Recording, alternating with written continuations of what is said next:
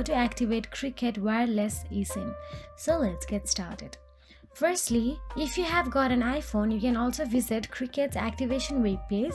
There are separate activation paths based on whether or not you bought your iPhone direct from the courier.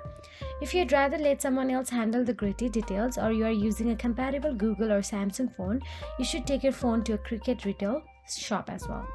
So, to do it yourself, you will need to use the eSIM transfer process built into the iPhones. There is no at-home option available if one or more of your devices uses Android.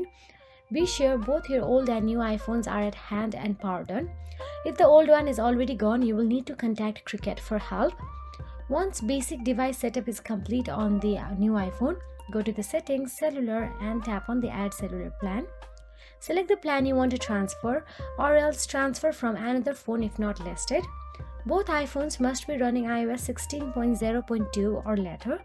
On the old iPhone, you will be prompted to confirm the transfer by tapping transfer or entering a verification code displayed on the newer device. When the transfer is complete, you will see a notification on the new iPhone prompting you to finish it up.